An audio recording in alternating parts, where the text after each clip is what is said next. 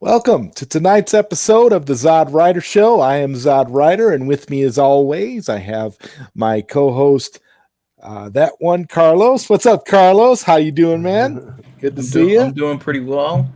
So I settled into the new year and school and whatnot, and everything's looking up. That's awesome. That's awesome. Great. And joining us tonight, we have a friend of mine, Mr. Chubby Teddy. Welcome to the ZodWriter Show officially. How are you doing, man? I'm doing good. Just getting ready to buy a new house here, man. So it's a hustle. It's a hustle Okay. to do this. Okay. Man, but So you good. excited? You guys excited about the? You guys have got to be excited. I mean, we don't have long to wait. The Snyder Cut is literally upon us. I mean, it's looking pretty great, to be honest. Pretty amazing. Oh yeah. Pretty amazing. Especially, you consider all the years that, I mean, it was, if you really think about it, it was what, 4 years essentially of just, this avalanche of, shills and, bloggers and all that stuff just saying it's not going to happen. It doesn't exist. But then you have the fans and all the people with the inside baseball knowledge and people that know Zach, and they're like, no, it's there. It's there. It's just a matter of, like Robert Meyer Burnett said, it's a matter of who's going to fund this thing, and of course, HBO Max and everything else, so yeah, it's exciting. Amazing. It's a great time to be a DC fan. I Really have is. to admit, I'm really stoked. I'm really hyped up, and I guess that's gonna bring me to the main topic of the show for today. But before we do that, I want to get to the chat right away because we have our first question here. Bad Dan said, "Set my alarm so I could post a quick comment. Does the book mention shady stuff people like Jeff Johns did going back to bed?" Okay, well that's a good question. And to answer that question, I'm just gonna say I don't want to really get into the meat and potatoes and the spoilers about what was said about people that are opposed to Zach. I want to try to be as as vague as possible while still giving my take on the book, because the book has not been released yet. And I did tell Sean O'Connell in the email the email correspondences that I've had with him over the last few days, that I would give the most honest and positive review that I can for this book, because overall I was very, very happy with the book. I was very, very happy with the way he presented the material. He tried to remain objective. We have one thing we have to remember about Sean O'Connell is that he started off not really being a fan. He was not a fan of the DCEU under Zack Snyder. He was not a fan. He definitely was not a fan like we are. He's more of an MCU guy. So he kind of is a guy that came in, was kind of on the outside looking in. So it's very, very interesting to me, his whole journey about how he went from being somebody who was, let's be honest, not really a fan, to somebody who actually cares about the Snyderverse, somebody who cares about the movement, somebody who appreciated all the things we were doing for suicide prevention, somebody who was, had been doing the hashtags and who had joined us. And he's that's kind of an inspirational story in and of itself, because you have someone who was on the other side and actually got to see the light. Okay, so that's that's where I'll start. We have Nerdy in Many Ways, Dawson. He says, cool. "Hey guys, wish I could join in tonight, but got a lot of things I got to get done. Wish all on the panel well." Okay, well, Dawson, thank you. I'm glad that you tuned in. Thank you that you're tuning in. Thank you for the comment. I appreciate it. I understand all about being busy. That's cool, man. Let's see. We got Jacob Ludi. He says, "Hey Zod." Antonio Lopez says, "What's up, everyone?" And we have Noel Martin here. What up from Noel Martin? And then McLovin with the emojis. What's up, McLovin? Glad to have you here, buddy. It's Love always a pleasure to see you and so many great people here when we do the ZodWriter show.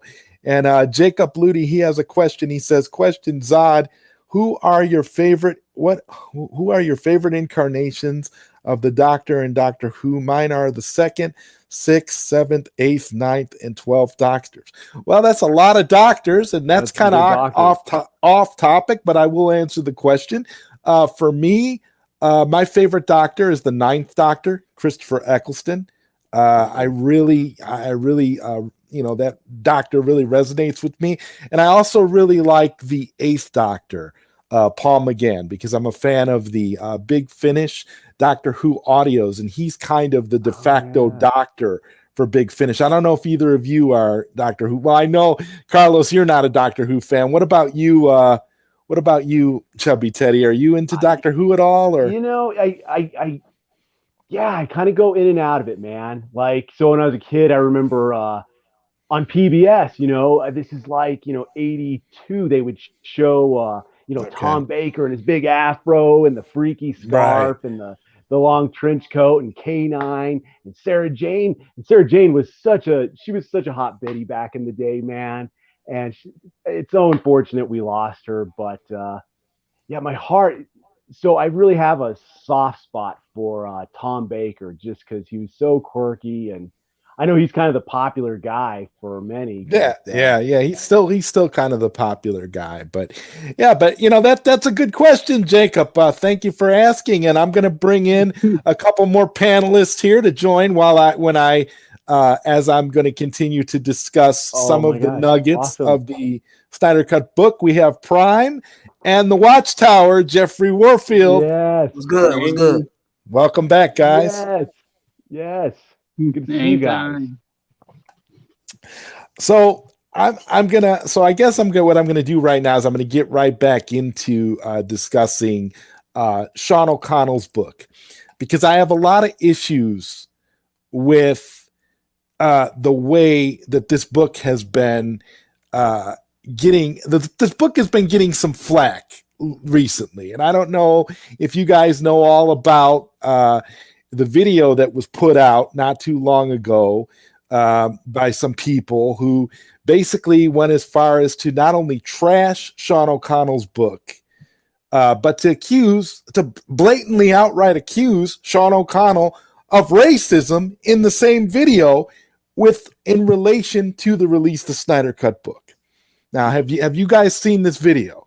Because I'm not going to pull it up. I'm not going to really give it too much discussion, but I feel like it's noteworthy to just mention it briefly before I get into all of my main thoughts. Well, I've seen the video. Okay. I pretty much knew what I was going to get when I actually went into it, because I didn't even have to really listen to the video. Just by looking at the panel, I already knew what they was going to say. So I really wasn't even worried about it. Now, once they stated on the panel, and then I'm not going to, how should I say, I will put it like this. Miss Davis is on that panel. One of the people is on that panel, and then her constituents is on the panel.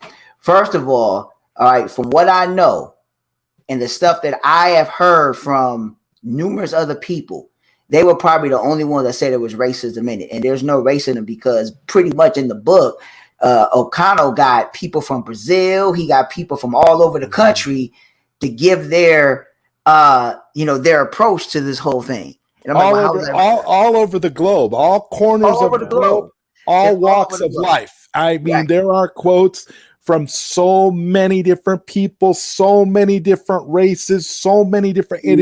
It is one of the most, and I will say this off the top of my head, it's one of the most diverse books I've ever read, because he actually goes into, people actually start talking about, their cultural affinities and various things when it comes to the book, and when it comes to what the Snyder Cut means for them, and all kinds of things. One thing I definitely will say right off the bat that was a positive for me was it was nice hearing from so many voices. It was nice being able to go in there and read a quote from, for example, I'll just say, for example, a quote from somebody from TPZ. We all know who TPZ is. Yeah. And then turn around and read a quote from Will Rollins, or a quote from myself, or a quote from Fiona. And this is another thing that I really, really loved about the book. Sean gave a lot of, gave people a chance to really speak their mind. He asked a lot of good questions and gave people a chance to really say how they felt. I just loved hearing from different people throughout the movement, different perspectives. This is one of those things where the book isn't necessarily going to be a big shocker to those of us that have lived through the movement, those of us that have been there from the beginning and have been fighting for release the Snyder Cut. But for people on the outside looking in, for someone that you just want, a friend of yours or somebody in your family that may be like, hey, tell me a little bit about release the Snyder Cut. What does this all mean? You give them this book, they read this book, and at least they'll have an idea of how things are. You're not going to get the whole spectrum of it, given that the book is only a little over 200 or some odd pages. It's a very quick read. So you're kind of getting, the gist of it. You're getting what I would consider to be a snapshot of everything, kind of truncated, and it's done very, very well. I appreciate the fact that Sean, and this is going to be a little bit controversial for people, because I actually kind of appreciate the fact that Sean O'Connell is an outsider looking in. He's not one of us. He's not one of us that that was with Zach from the beginning. This is a guy who, for all intents and purposes, prior to this, he really wasn't a fan of Zach's vision. He really wasn't someone who, was championing all this. And he fell in love with the movement for a lot of different reasons, because he saw all the charity work that was being done. He saw all the things that all the force for good that we were trying to be. And he does an excellent job in the book talking about that. Captivating. He lays it all out with what we, the kinds of things that we did, the charity events, it's really quite tasteful. I'm just going to put it that way. Go ahead. I will put it to you like this: from everything that I heard, and from everything, from people that, a lot of stuff that I heard from them.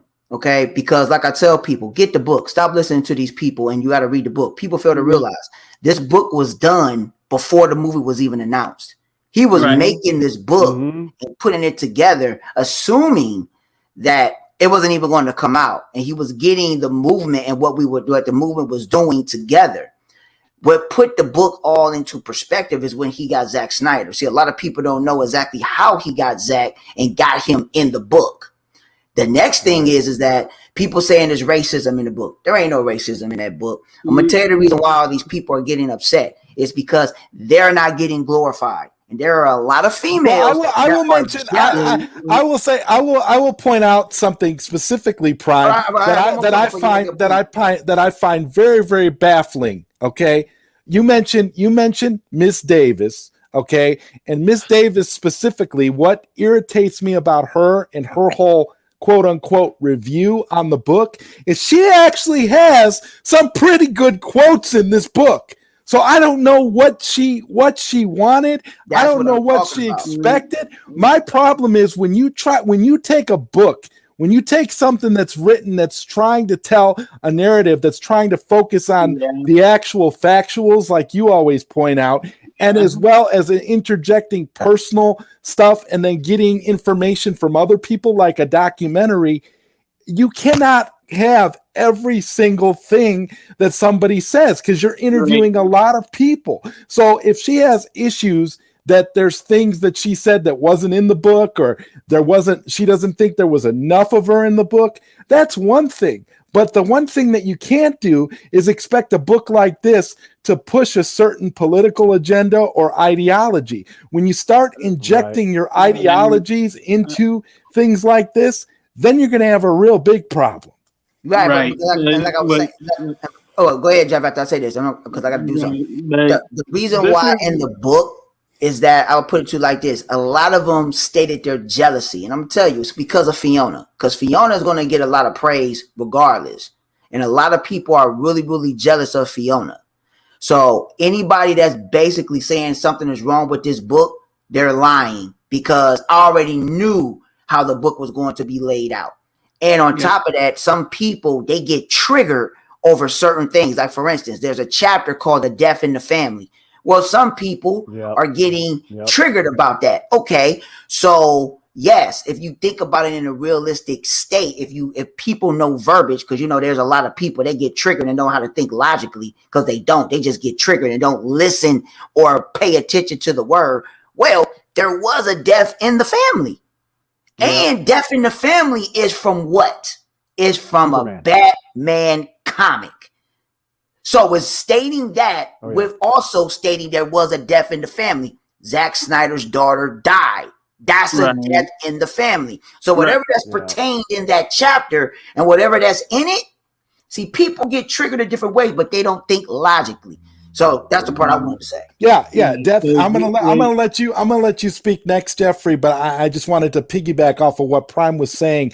A Death in the Family. That chapter is a very heartwarming chapter. I'm just gonna say it. It's like a gut punch at first because he kind of gets deep into what happened and with Zach and his family and all the things that they were going through.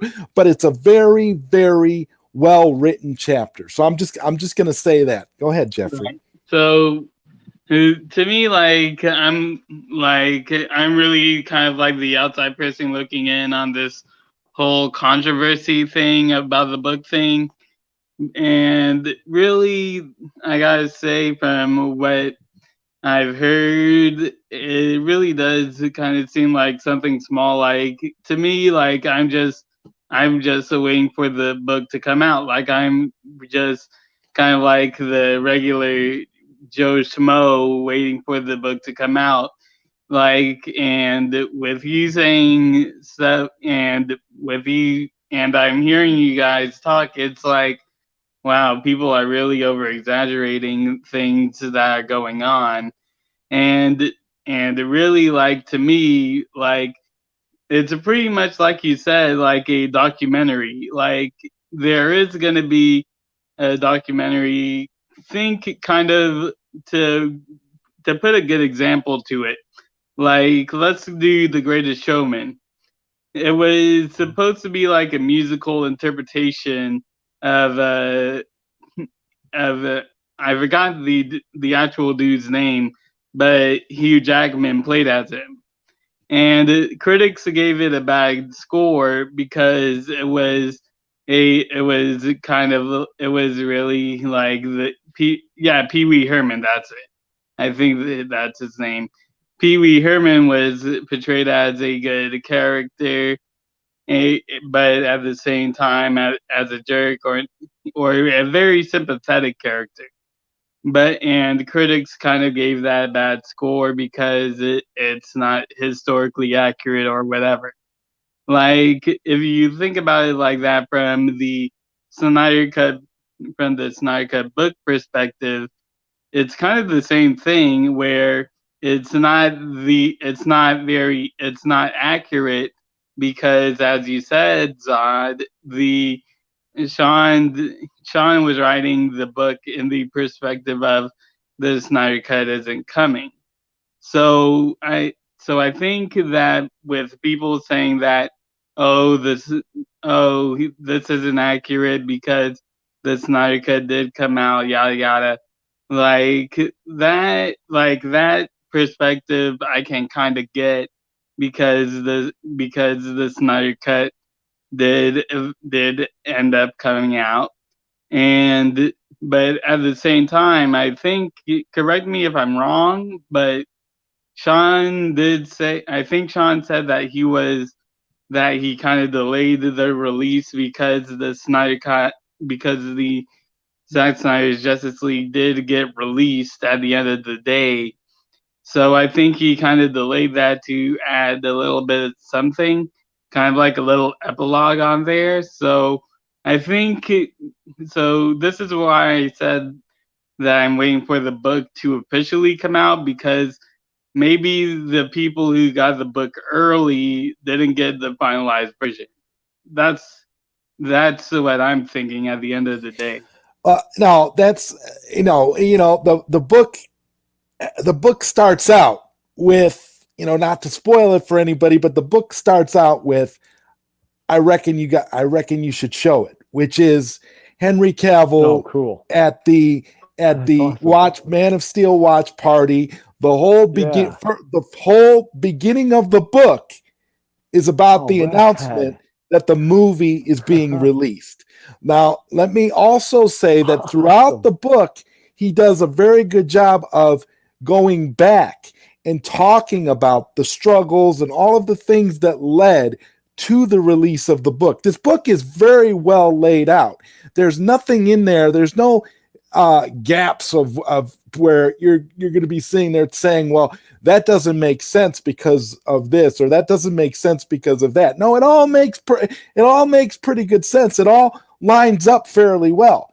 And I'm going to be honest too. Another thing is, Sean, he wasn't very it wasn't like he was nice when talking about these Warner Brothers executives either. He does a very good job laying out the way that they treated Zack Snyder and how they went about their business and what they're really about. He actually has quite a few really good passages throughout the book where he actually compares how DC started out versus how, the MCU started out. And this is another really good thing that I, appreciated about the book. As we know, Sean O'Connell is a big MCU fan. He's a big Marvel fan.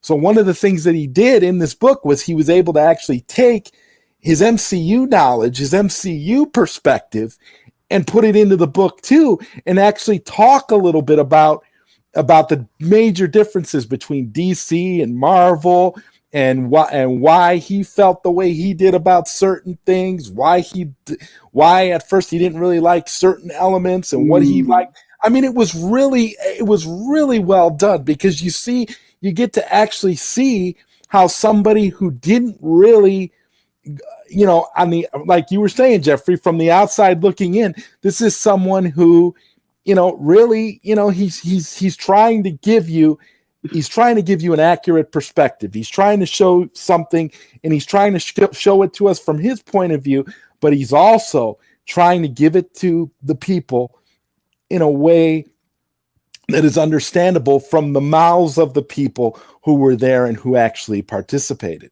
And I want to comment on something too that, a point that Prime brought up, which was about people being jealous of Fiona. Fiona has a lot of stuff in this book.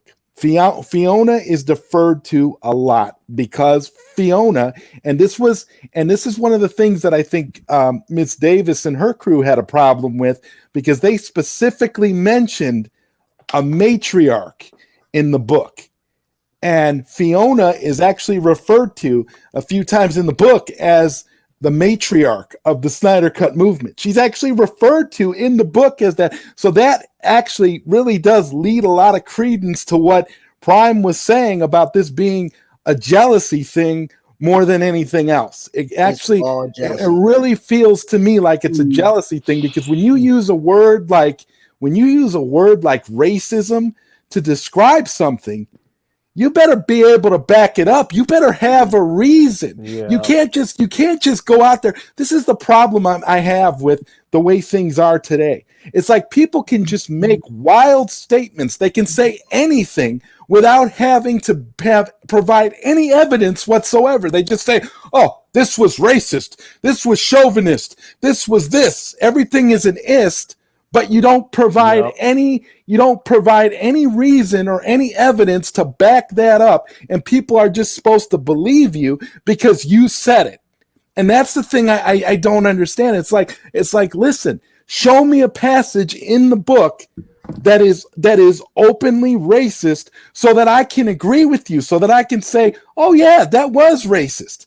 If there's none of that, don't make that, that statement. My problem is, if you have a problem with the author, if you've got a personal issue with something the author did or the author said, take it up with the author. Don't trash the book and make it seem like the book is just garbage that needs to be tossed out because you have a personal issue with the person who wrote the book. See, Right. I would hold on, Jeff.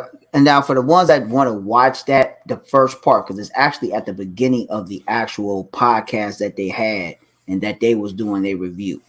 Now I'm going to give it to Jeff. I'm going to let everybody, if you want to watch it, I'll give you the link and where it starts.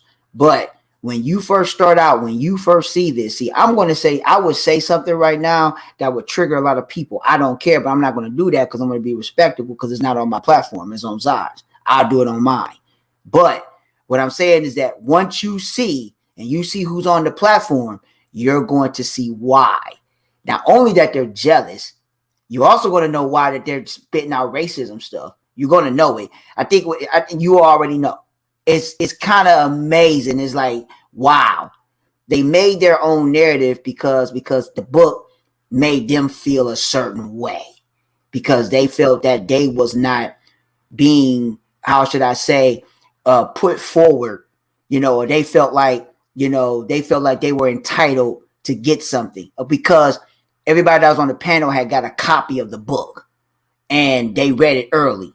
You see what I'm saying? So they felt that since they was part of it. Yeah. Mainly, and on top of that, Miss Davis, on the other hand, was saying, well, she's her and Sean, she was trying to call him out, basically trying to say, like, well, we cool and all this stuff like that, and it might, damage something. I'm like, first of all, you're making up stuff. And this is the thing. I'm not going to say anything you actually know. Once you listen to it, you already know it's a whole bunch of BS. So that's what I'm saying. So I'll leave it at that. But I'll let people see it. Yeah. Yeah, because really, to me, like with the whole racist thing, like to me, like this is me. I've seen this go on ever since. I've actually started paying attention to it till when I was 19. I'm 21 now.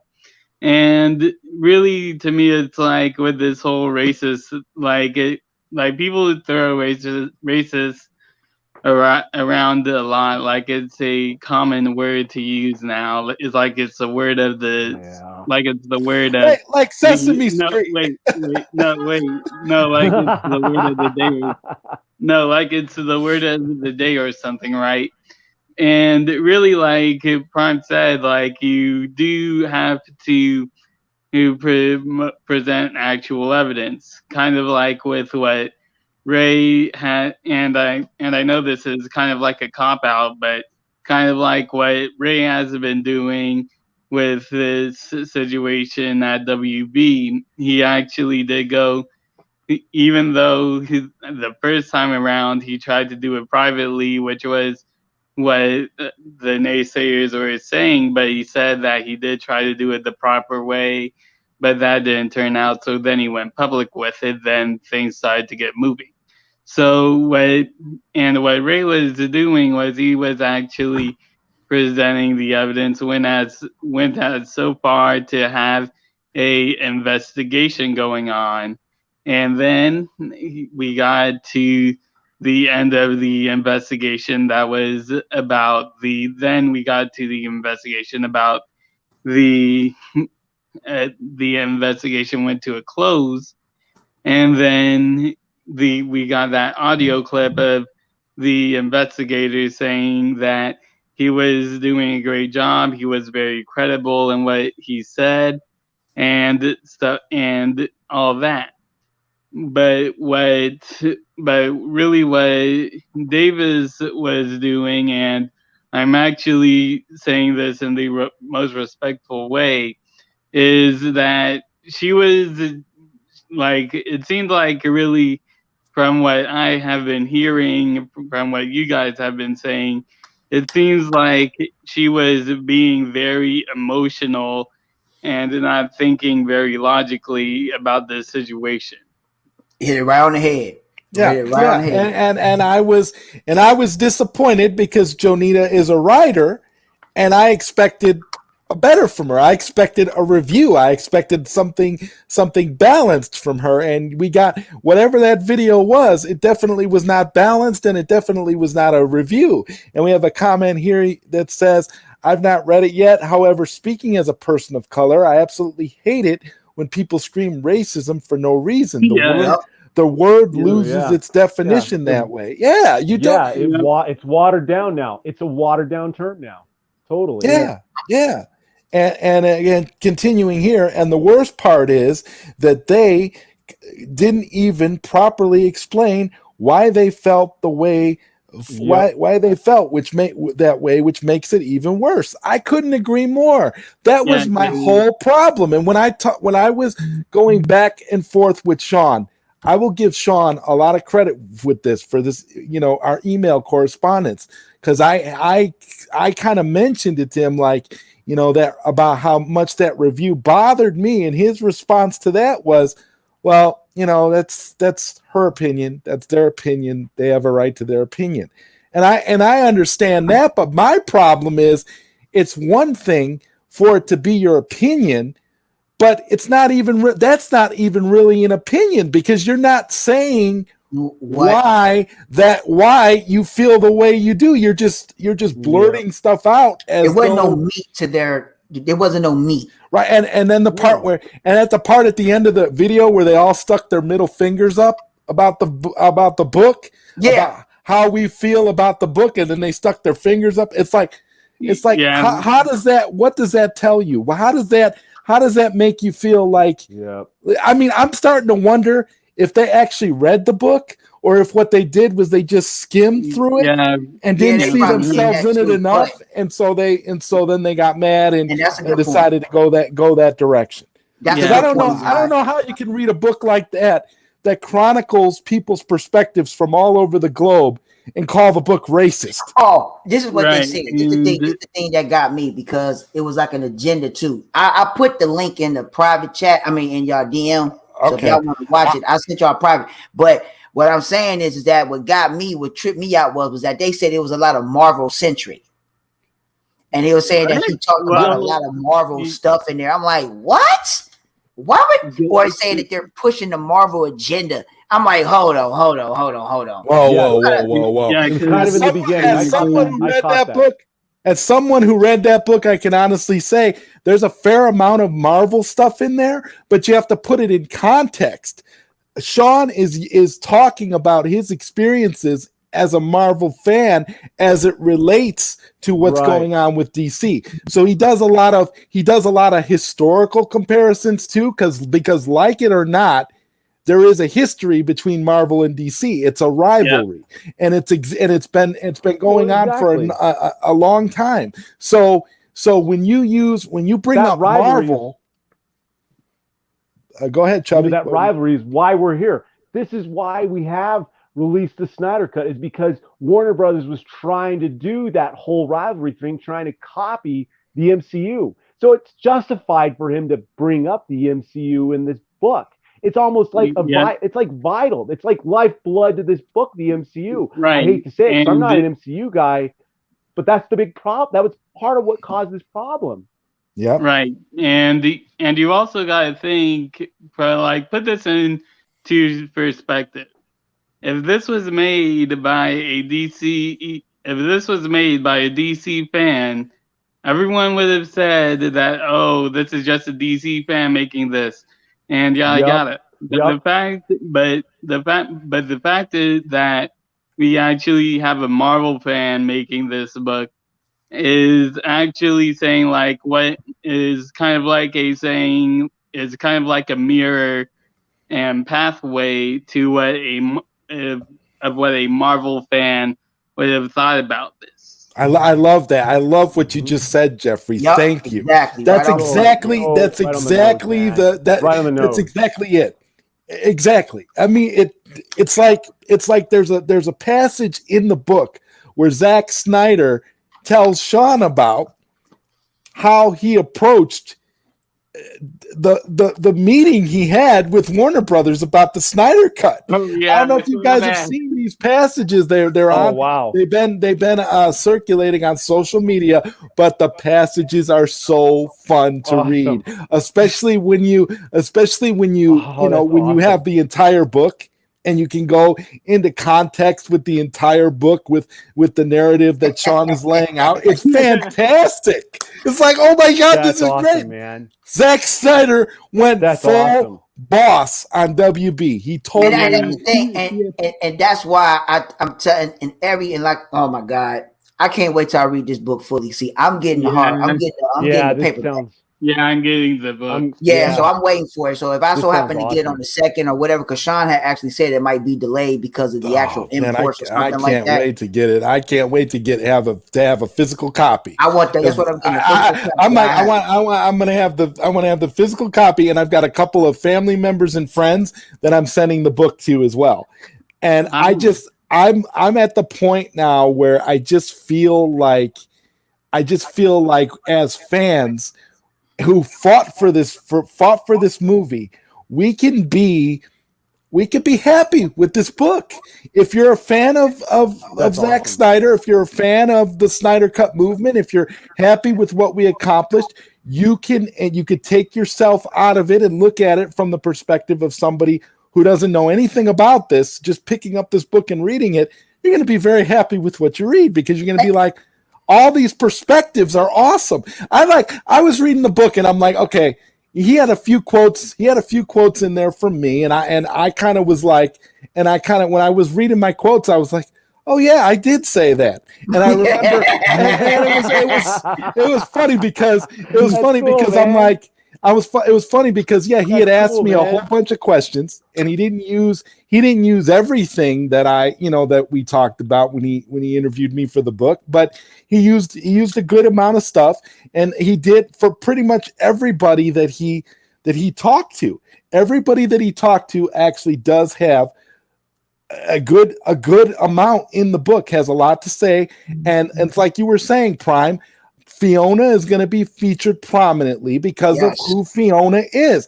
And as much as certain other pockets of this fandom like to try and diminish what Fiona has done for the movement, that's not going to happen. Everybody that's in here, that's really here for Zack, knows exactly who Fiona is, understands that she has a close personal friendship with Zack Snyder, and understands that if it wasn't for her, this movement probably wouldn't exist. And even Sean understands that. And so as far as I'm concerned, I feel like everybody, because at one point, even on that other panel where they talked about the book, they said that everybody that had quotes in this book should feel bad and should want to completely disavow the book.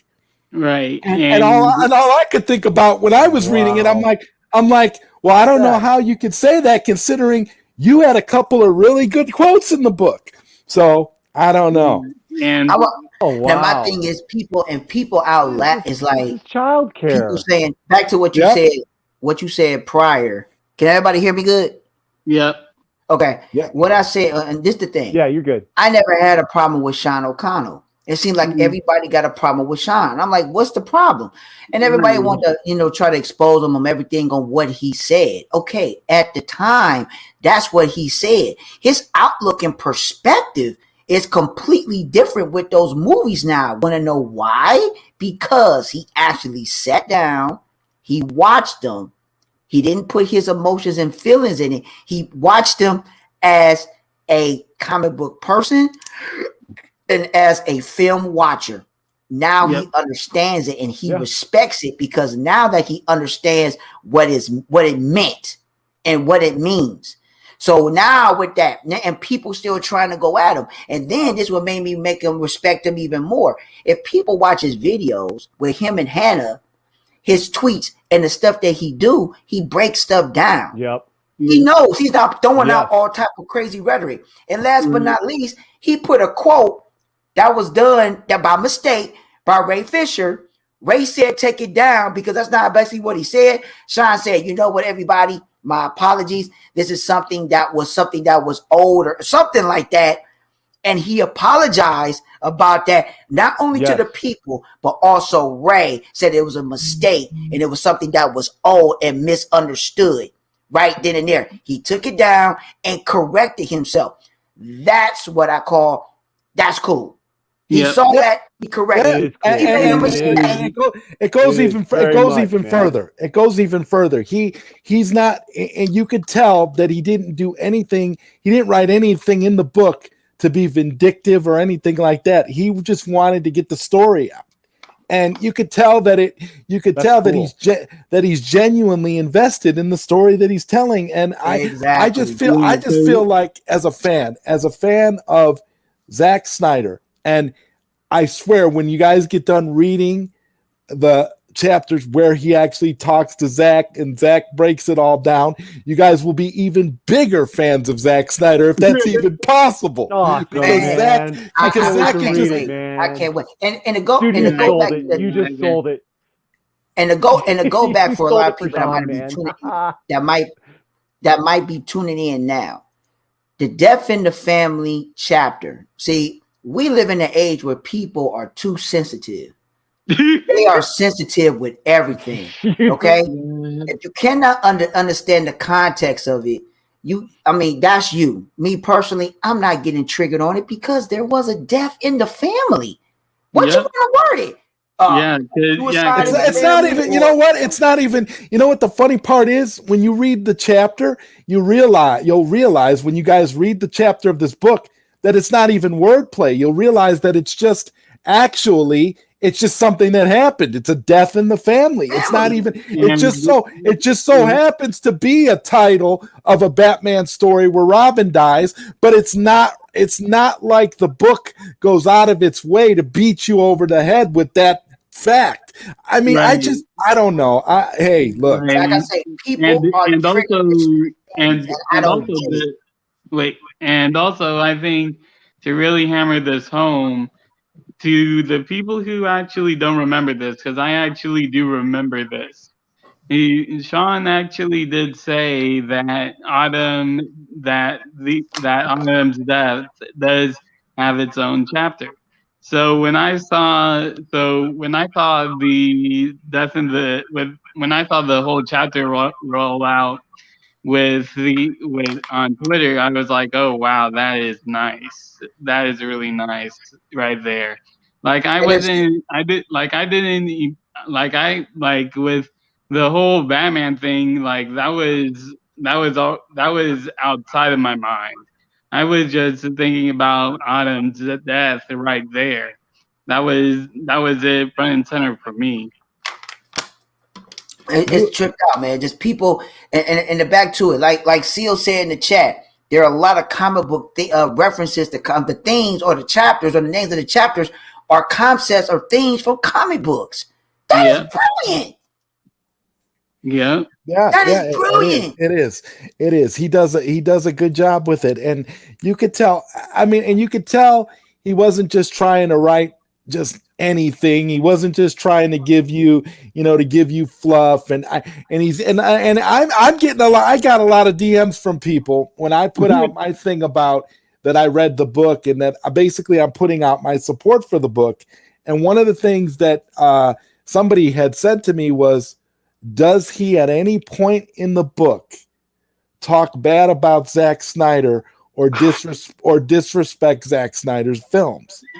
And I can honestly say, after reading the book from cover to cover, this is a resounding no. No, he does not. He does not disparage Zack Snyder's films. He does not talk about Zack Snyder as in a negative light whatsoever. Now he does go into how from the studio's perspective, how the studio was looking at Zack Snyder and how the studio was basically blaming Zack Snyder for everything, for BVS, for Man of Steel. He goes into all of that, but at no point does Sean take a position and say, Zack Snyder's movies suck. Right. Zack Snyder's this, Zack Snyder's that.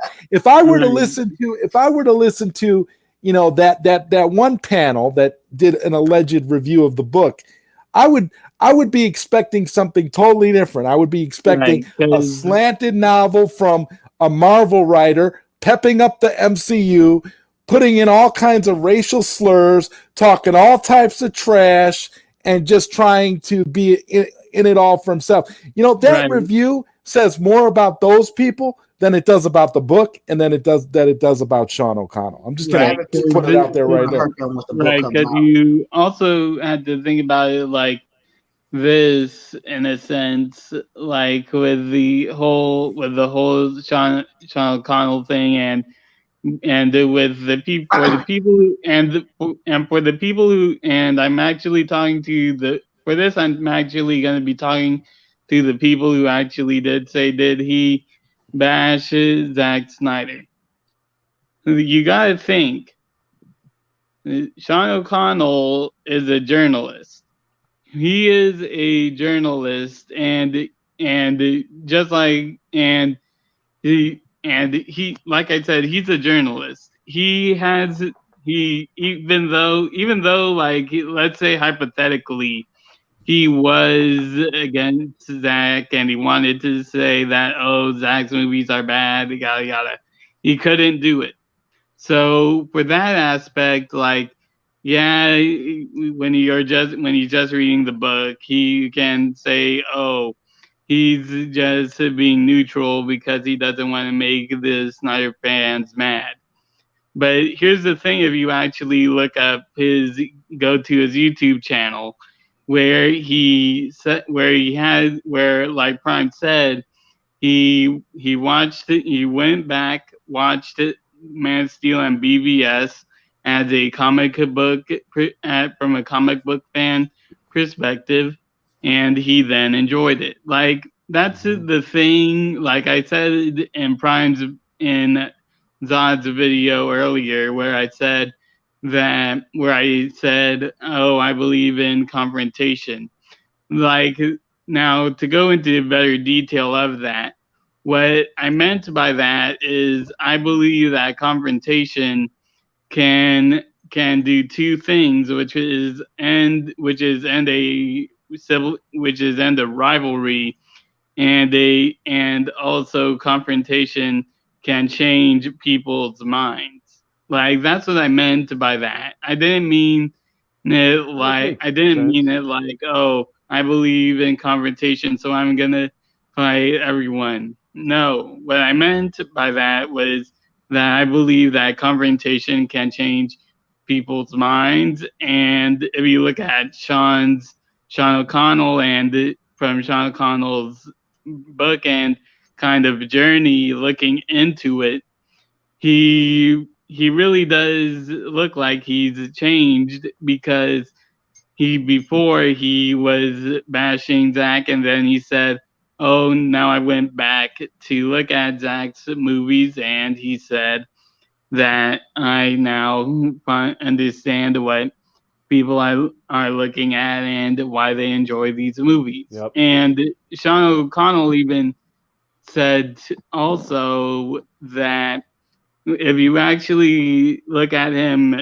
going back talking about the Snyder Cut movement before the book came out, he was when he said that in his 20 years of journalism, he's never seen a story like this. Like, you can look it up on video. He said it on video. When he said that, I could really see the joy and excitement in his voice as he said that. Like, he was really excited about this, and he really did look like it was a really good thing for Hollywood.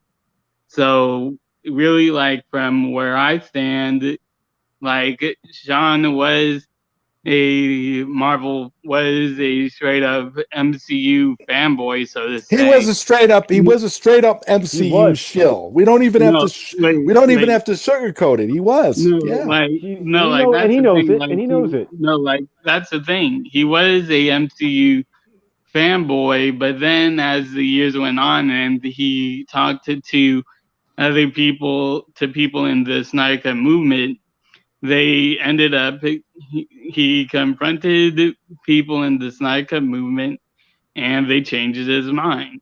That's why I said that I believe in confrontation, because at the end of the day, confrontation can change people's minds and end the debates. Yep.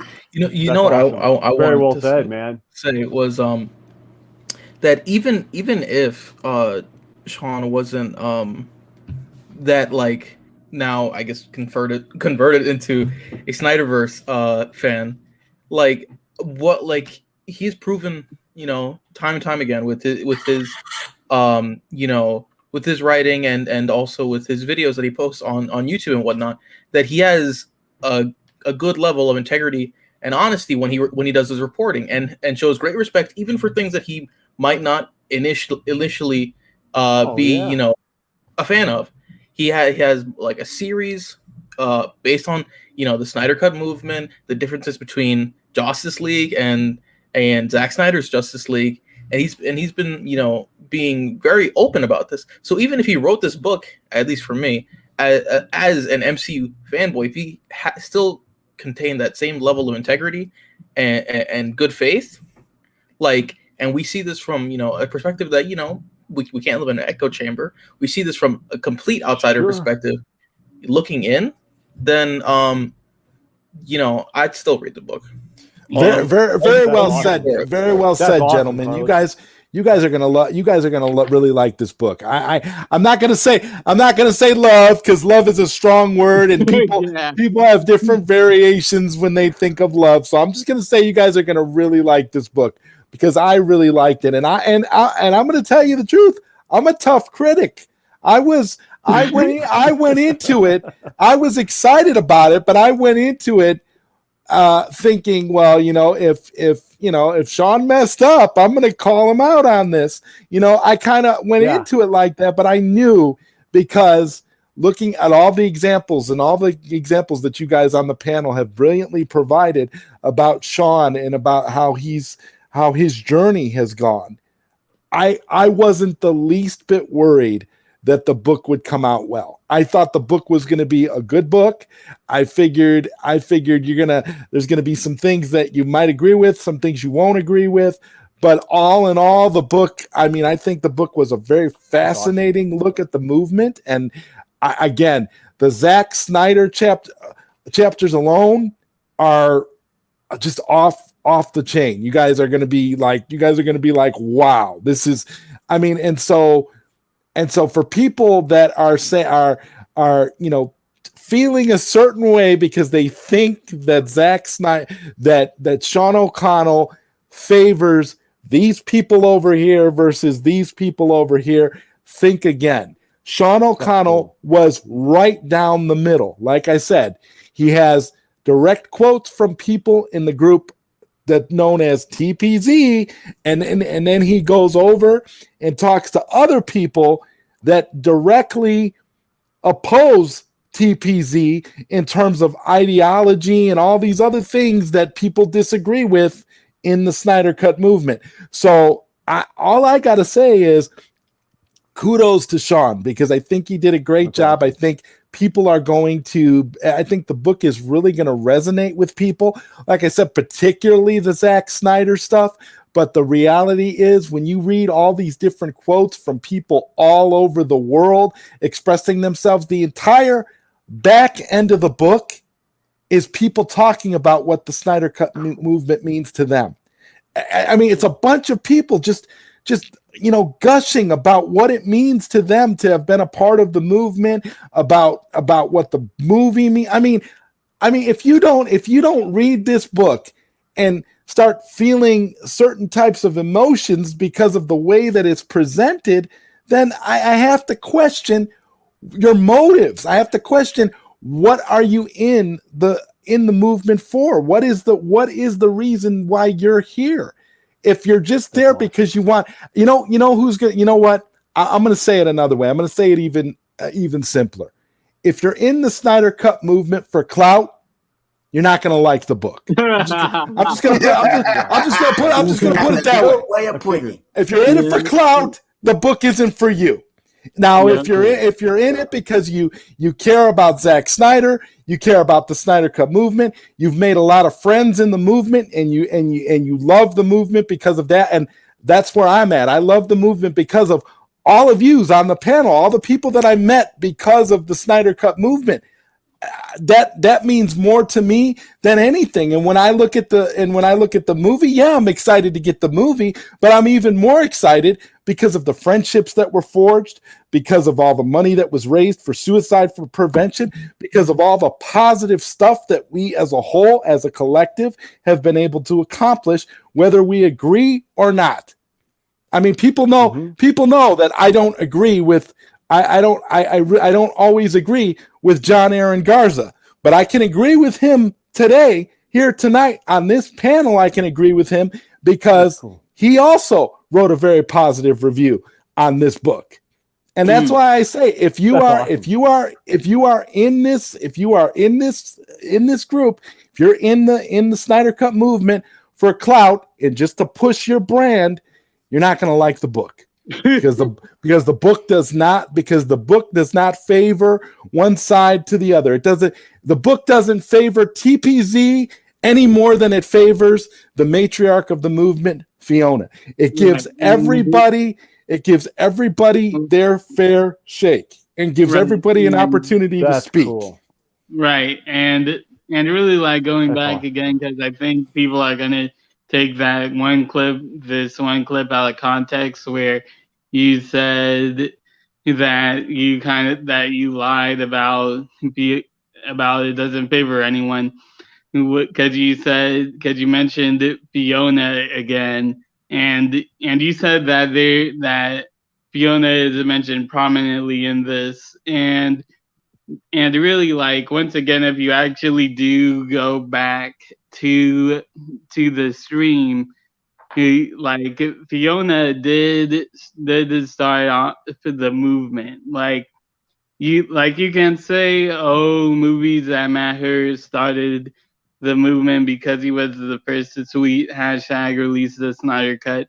But that's the thing, I think, and Movies That Matter, if you're watching this, please correct me on this, but I think you said that out of a joking manner because you didn't quite believe in it, but yeah, like, you, from what I understand, you kind of said that as a joke, but then Fiona came in and actually did do her research, and I'm not saying this to bash Movies That Matter. I'm just saying that in the context of what Movies That Matter did and what Fiona did, it really does make sense that Fiona is mentioned prominently in the book.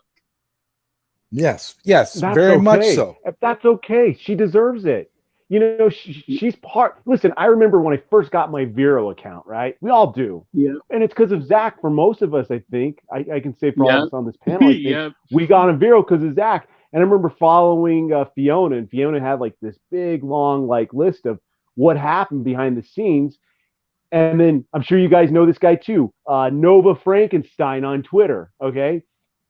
He has a lot he said about a lot of stuff that went on behind the scenes about Snake Hat and, you know, Emmerich and all that. And then you compare notes, and everything Fiona said matched this guy, and it all made sense.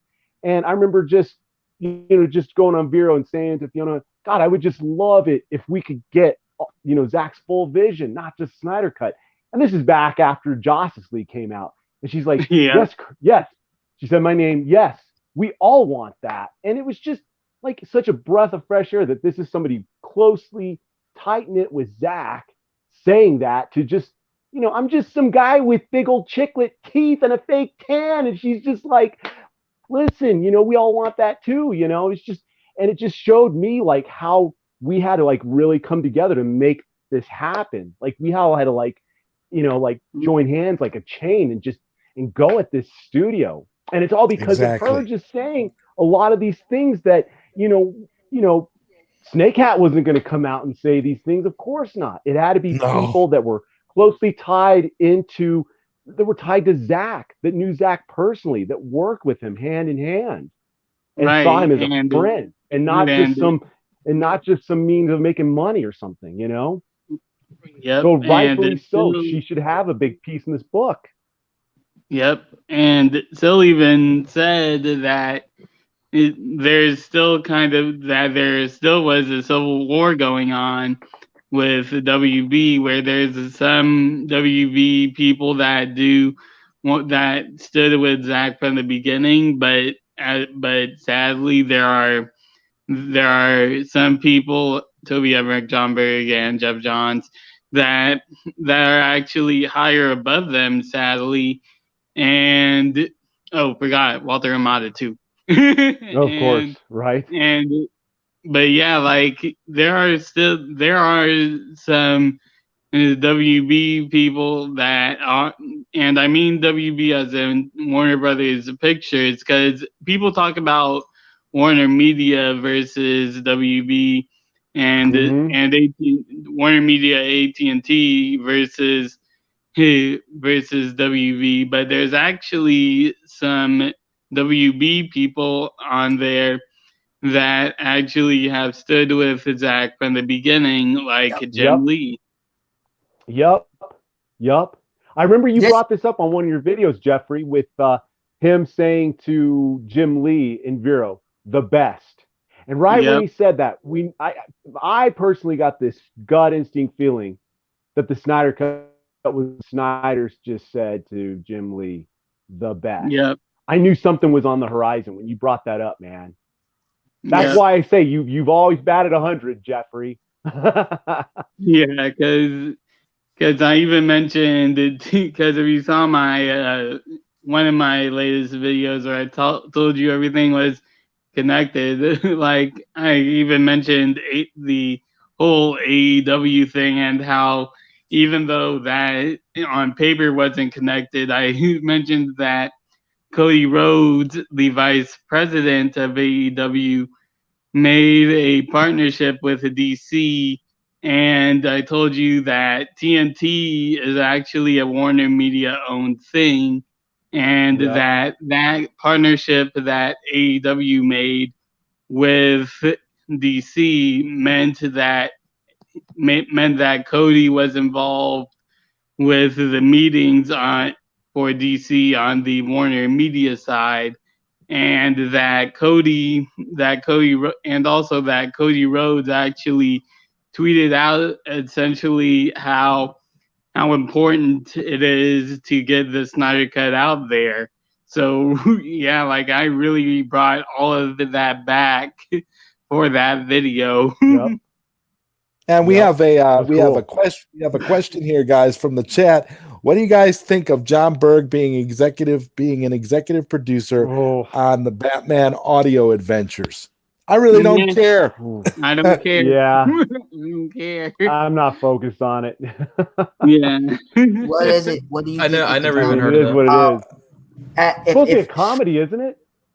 The audio adventures, I don't know. I think there's supposed to be like some serious audio dramas on like Spotify or something. I don't know. Yeah, it is supposed to be. Yeah, it is supposed to be a comedy. A comedy? Jeffrey Wright's supposed to be Batman's voice. Yeah. I mean, it might be good. It might be good. If it's comedy, it might be good. It might be entertaining, but hey, something to get a chuckle. Yeah, I mean, I could care less about John Berg. I don't know where John Berg, is going to end up. But I mean, wasn't he the one that lied about Frosty the Snowman, Jeffrey? Yes. Yeah. And he also lied about the Booyah thing too. Yep. Like, this is actually something I found out later until I delved deep into the Cyborg comics. Because if you remember when John Berg said about the Booyah thing, about how he says that prominently in the comics, that was a lie. If you look in the comics, Cyborg has never said Booyah. He only said it in the Teen Titans show, in the Teen Titans cartoons, and the Doom Patrol show that is ironically made by Jeff Johns. Yeah. So See, a lot of people don't know that. Go figure, And man. remember, like I Go always figure. say, people only know animation and TV shows. They do Right. not That's it. go to the actual books. That's it. Now, don't get me You're right. wrong. The Booyah phase is cool. Okay, that's what people know Cyborg for. But from what I remember is that Ray, when they was depicting Cyborg's character, when they was allowing him, they mixed it with a real life setting of a black man, but they took a lot of aspects from the New 52 adaptation of Cyborg. He don't say Booyah in the New 52 adaptation. Yeah. Now he Yeah. don't. So when you read it, it's more serious in the book. So when people read those books, then they will understand where this Cyborg is coming from. Again, Exactly. people don't Yep. read comics. That's it. That's it. And you're absolutely right. And really You're to absolutely hammer right. right, and to really hammer the point home is like for the people who are saying, "Oh, he's crying about not saying booyah." If there is a actual clip on there, I saw it. I saw it. I saw it actually. This was actually prior to the Snyder Cut, where I think it was made in 2016 before Justice League came out. Ray Fisher said that he's not against saying booyah. He said that what was going on was he wanted to introduce people to this new version of Cyborg, and he wanted to say booyah later on, but he didn't want to say booyah right at that first movie, because he wanted people to be introduced to that new version. Yeah. Yep. Exactly. Well, And Cisco makes a good point, and he makes a good point. It's because Toby and Hamada have made it personal with Snyder. It's like Robert Meyer Burnett said, it's show business, not show friendships. Totally. Totally. And even with that, because I'm going to talk about that a little bit in depth tomorrow, but with that, it is just so amazing. Remember what I said, everybody. If every podcast I've been on, even my own and everybody else's podcast, and I think everybody is going to agree, Zack Snyder's Justice League is Pandora's box. Everybody now is about to find out what the hell is going on at WB. Yes. They think that they were going to sweep this stuff and keep it under the rug. No, oh my God. Right. And why do you? And like I want to say, and people, I don't care what people say. They're going to watch Justice League and then they're going to watch Justice League. Okay? Right. Once you put them side by side, motherfuckers going to be like, what the fuck was totally? Why in the world we didn't get this? Right. You know what I'm saying? One is gonna look like a really bad TV show, and the other one is gonna look like is gonna be a cinematic masterpiece. How do you could tell that just by the shot that Zack Snyder showed, where he had his camera up to the screen and it said Fabian Wagner, director of photography, and you see all the ice. That one shot looks better than all of Justice League. What does that tell you? Really to hammer it home, man. And even to hammer it home, people actually remember when that opening credits that in Justice League, like people actually thought that was a Zack shot, that was a Zack scene, but and think about this, even the opening credits have a different scene to them. Yes. Yes. It's crazy on how, and it's gonna be. I cannot wait to see everybody's. Oh my God, man! We got 43 days. We got 43 days. Yep. We got 43 days. The clock's coming. It's almost here. I can't wait. I cannot wait until everybody sees it and make their comparisons. I can't. Oh my God! Yep. I'm going to crack up. Not only I want to crack up to the naysayers even more, but the people that really think that Justice League is a masterpiece. And there are some people out there that just love that movie. Oh, some strange folks out there that love that movie. I'll never know. understand it. It's weird. You know, What's up? to each What's up, their own, Hugo? man. Welcome to the show, man. How you doing, Hugo? What's up, Hugo? What's up? Hugo, you got audio, man. Okay. He might have his stuff muted. He might even have himself muted. I don't know. We can't hear you, Hugo. But Prime, yes. Sorry. So what were you saying, Hugo? Because we didn't hear anything you said. Go ahead.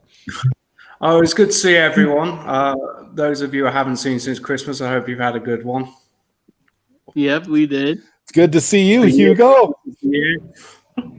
You know what my thing was is that I thought when we got that teaser trailer at DC Fandom that kind of uprising of like the casual audience kind of, you know, rewiring their brain to like realize, oh, this isn't a revamped Justice League. Oh God, I hate it when that one article a few days ago said revamped. New York Post. Totally. I thought that we were going to start having that awakening, you know, that it's like people were going to have, you know, people are going to have to actually see it to believe it. Then it's like you were seeing, like what you're just saying here, Carlos. You know what it is? These people are woefully ignorant. They're not ignorant because there's no way for them to find out. They're ignorant because they don't want to know the truth. They're ignorant because they don't care. Yeah. So.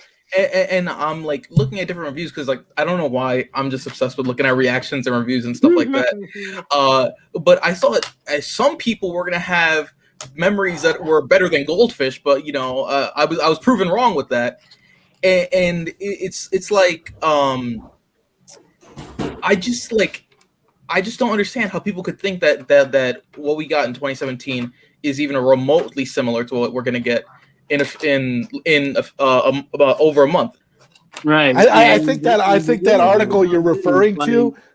Go ahead, Jeffrey. Because even the synopsis said that if you actually read the synopsis in Warner Media's page, it basically told you that Darkseid's family is not playing around. Like they told you that, like I even theorized, like I even made a video talking about maybe the military will get involved in the final battle.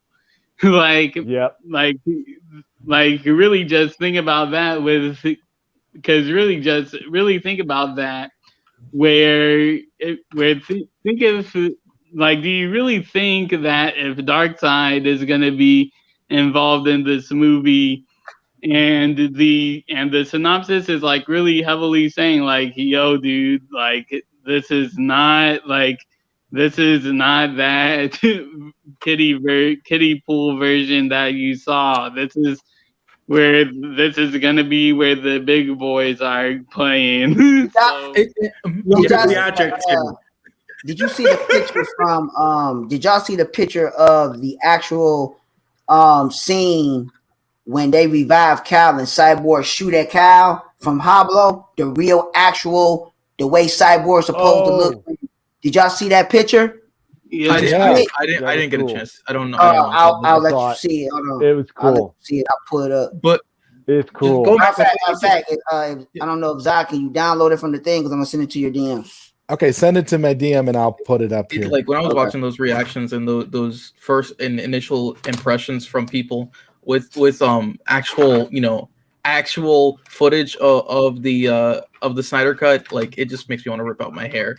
You know, people talking about how it looks the same and they're mistaking Desaad for Steppenwolf and Steppenwolf for someone else, and like and like literally if you look at the trailer and you have even a vague memory of the movie, literally there's no shot in the trailer that is shot for shot from Justice League. Right. I think I have a pretty Yep. good memory. Oh, And no shot. Now Yeah, we're shot. I We're shocked, you know. because like even when when in that teaser trailer where they showed that farm scene, like it was very reddish. Like the time was very reddish, totally different. and even with that hug that was in the teaser trailer, like I actually went to that Justice League farm scene, and there was no hug. There was no hug at all. That scene, they butchered that it was so bad. so And the thing dull. about it is, I said, and like I stated before with the cow meeting Ma Kent and meeting Lois, that part is going to be so emotional. Yeah. It's going to be absolutely insane, because for the simple fact is that we're going to see that transition when he goes back to the Kent farm. Now we know he's going to be irate. We know that. Oh yeah. He gonna be irate. Vision and everything. Right. He's gonna be irate. So right. And even Ma Kent's reaction when she see her son. That's what I want to see. We already know how Lois gonna act. I want to see what Ma Kent gonna do, because we didn't get the real version from Ma Kent. I really want to see that. Yeah, because really that's the thing. Like imagine, because like when they showed the little thing about Ma Kent going to hug Clark Cal, but then they zoomed out, and it was like they really didn't let that set in. They just showed like maybe 1 second of a hug, then cut to Steppenwolf. That shit right there. And now you see it. There's the real shot. There it that's is. the real Oh my God, man. That's awesome. That is so cool. That's the thing. In this park scene, the military will also be getting involved. Yeah, absolutely. You'll have police. You'll have military. You're gonna have. Yep. Yeah, because remember, because if you remember, because even if you remember that trailer, not like don't even think about the Zack Snyder Justice League teaser trailer that we got. In the original Justice League trailers, there was a tank that Cyborg saved from a dude from being crushed by, and that scene wasn't in there. The guy who played Jimmy Olsen, man. That was Jimmy Olsen.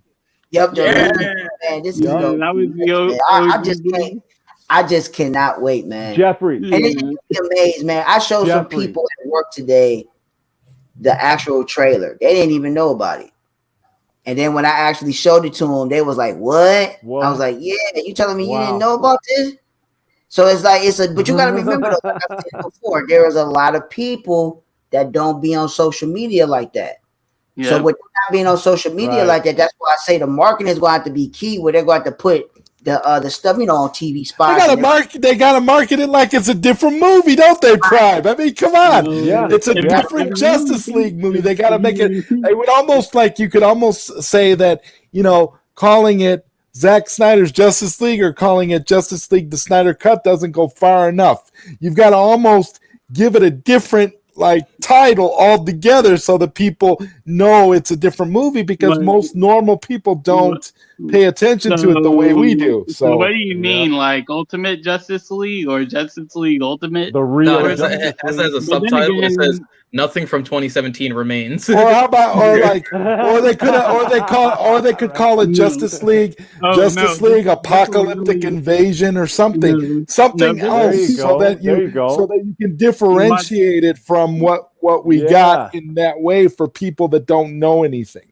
It's like you're so like I can relate to what Prime is saying. It's like you show somebody a trailer for somebody who knows nothing about it, and they're looking at you like, what is this? How did this happen? What is this about? Because people don't know. All they know is that Justice League was a forgettable movie back in 2017 that some people may or may not remember, and now it's being it's coming out again, and people are really what I don't understand, and it goes a little, you could take it a little bit deeper, because of all the money that WB invested into this movie, and because of all the work that went into it, you would think that they would be throwing everything that they have behind this, because it's essentially a do-over. They're getting a do-over with the Justice League, which is something they would have never got an opportunity under any other circumstances. I think they should do this for the trailer and the new poster. For the new trailer, you have the words pop up at the end of the trailer saying nothing will ever be the same again. And for the poster, you put what has changed. Because to me, I think that will grab. Because to me, I think that will then grab the question. Will grab the people. Will grab the public audience. Like, think about this: what has changed? What do you mean? What has changed? What's going on? Like, what's going on in this trailer? Is this a sequel or something? Like, what do you mean? What has changed? Like, that's what I think of the tagline for the movie should be. Like, keep it Zack Snyder's Justice League, but for the tagline, add a question to it, like, what has changed? Because the question will then grab mystery to it for the casual audience, and they'll be like, what do you mean what has changed? You know, that's true, but then you have to really look at it like this, though. The new trailer, when it comes out, that is what's going to depict it. The fan one was already out, because once the new trailer comes out and people really watch it, you got to remember, Warner Brothers ain't doing nothing with this. Yeah, they're not even tweeting about it. they're not even thinking about it. They're not trying to do nothing with it. So when this comes out, okay, when it comes out on that Sunday, okay, everybody already agrees now. It's coming out on the 14th of February. All right, we ain't got long. Yeah. So when it comes out, that's a good time, because now it's going to be after the Super Bowl, and I guarantee you, I'm going to guarantee everybody. I've already thought about this. I thought it was going to be this week, but then after a while, I thought about it. But I guarantee they're going to promote all the new stuff that's going to be on HBO Max at the Super Bowl. They're going to have a clip, and they're going to put all the clips of the stuff that's going to be on HBO Max. Right. We'll see that Justice League. He's not going to put like a regular. Yeah, because he's going to put something that is absolutely fantastic on that clip. Right. And like, what? Right. Then it's going to get a lot of people. Then they're going to go once the trailer comes out, they're going to be interested in it because of all the promotion. You got to remember, outside we got Facebook, you got Instagram. You got to remember, people are going to start watching it. They're going to see it. So it's going to get out there, and they're going to have and really about the whole Super Bowl thing. Like, I really want to touch on this. Like, there is a whole trending event going on. Now, I'm not going to say what I know what it exactly is going on, but if you check the RT Snyder Cut Twitter account, they said that something's going to go down in this trending event for the Super Bowl. So yeah. Oh yeah, they're gonna do something, because people thinking it's not actually a financial good idea to do it because we are in a pandemic. I understand where a lot of people are coming from like that, but they gotta promote their other stuff on their platform. They gotta push it. So if you're gonna do a marketing campaign, you're about to do all this stuff now. You gotta remember, people you have to put something out. You have to do it at a major event. The Super Bowl. Everybody now is what? They're at home. You can't go to the. It's not going to be a lot of people at the Super Bowl in the stands anyway. For people that don't know, they're only allowing 27,000 people. That's it. That's still too many if we think about it. Remember, they're doing it. They're doing it at it's in Tampa Bay. The Tampa Bay Stadium holds over 100,000 people. So When you only have 27,000, they're going to scatter them all out. That's not a lot of people. Right. They're just Okay. going to scatter them all out. There'll be plenty of ways for people to social distance because they'll have their exactly. Yeah. So they're only allowing that many people. So when you think about a lot of people that cannot go to the game and they're going to be at home, a lot of people going to be watching the Super Bowl. I'm going to be watching the Super Bowl. Yeah, So, really, just something about the marketing that I find very interesting. Like people really didn't pay attention to this, but I actually did. Eric Davis, who is the head person of Regal, has confirmed that as of right now, Disney is the only people that, from what he knows, he said that in terms of marketing for movies and stuff, that Disney is confirmed. HBO Max hasn't really answered anything, and the WB hasn't really answered for anything either. So there really could be something for Zack Snyder's Justice League related for the Super Bowl. Okay, and with that, wait, before you comment, Carlos, I just want to welcome Lord Koj to the panel. Welcome, man. Hey, glad to be here. Sorry. Took a while. What is going on, mi perro? Go ahead, Carlos. Oh no, I was gonna say it makes perfect sense. I'm thinking of it now like that 30-second or however long spot where they have the different upcoming titles, and it'll be of HBO Max original, not like the only the theaters and straight to HBO Max trailer. So it makes a lot of sense. I'm looking forward to that. I've also been just giving some thought to like ways to more differentiate the Snyder Cut to what we got back in 2017 with like a different subtitle or something.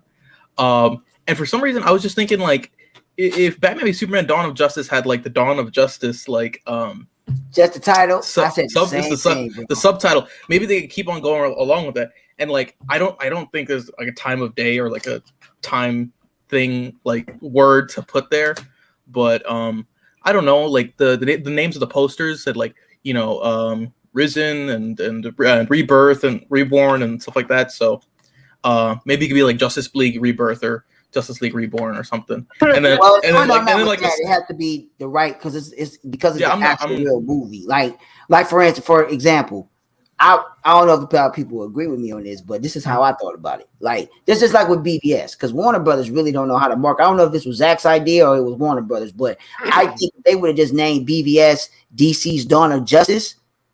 Then people would have went on in and be like, "Oh, what's this?" See, when they put Batman vs Superman on there, that triggered people's mind thinking, "Oh, I'm just gonna see Batman and Superman fight the whole dang movie." When they got this. That's a very good point. I like that. That's true. If you want to think about it with, I think I know which title belongs to who. In that case, then Prime, because in the Superman's in the DCEU case, you have the first Superman movie in the DCEU being called Man of Steel. It's not called Superman, and then so you have that. So I think Zach would have then called Dawn of Justice. I think the original title was Dawn of Justice, because if you actually go back to a documentary this actual marketing actually does connect to it. There is a actual video called Dawn of the Justice League that was being promoted for the DCEU. So I think that Dawn of Justice was Zach's original title, but WB went ahead and added Batman v Superman on there because they thought Dawn of Justice wouldn't work. Yeah, that's actually a pretty good point. That makes sense because we're also used to Superman being before Batman, because Batman comics sold for ages, Yeah. Yeah. I mean, like I said, it could be a lot of reasons. It could be a lot of reasons, but pertain to that. But it's already done. It was already successful. But what I'm saying, a lot of people, the way they, their brain works or whatever like that. But I would say this though, with the marketing and going back to it, what Zach released today, he just oh my God, man. It's like people just don't know what we about to get into, man. Yeah, but the people that ain't seen it today, you can show it up. It's the picture of Joker in the Snyder Cut. Oh my God, that was cool. Cleverly giving the bird. And he acknowledges David Ayer in the stuff. We know we getting the Ayer cut. See, that's how you know. That's how you know right there. Yep. Snyder just shadow dropped the fact that we're getting the Ayer cut by doing that. That's what he did. That's what he did. Yeah, and that's the thing. He even said that, hey, David Ayer, glad that we can have our worlds collide. Like, bro, think about how big that is. Like, that's our cool. worlds collide. The Ayer Cut and the Suicide Squad, the Ayer Cut, Suicide Squad, and the Justice League worlds collide. That's like a great note. That's a great note. I feel bad right now because like I got something I gotta go do, so I'm gonna have to end the stream a little early. But honestly, guys. This was a fantastic stream. We covered a lot of stuff. I hope you guys came away today, and I hope everybody watching came away with the fact that yes, Sean O'Connell's released the Snyder Cut book is a positive book. You should feel good about reading it. You don't have to worry. It's not going to offend anybody. There's nothing in it that's going to, gonna make you mad or whatever. You just got a good read ahead of you. So I hope that if there's any message that any of the people got from this is that the release the Snyder Cut book is a good one. So just to be fair, never judge a book by its cover and never judge a book from another. There you go. Never judge a book from another. I agree. One opinion about a book.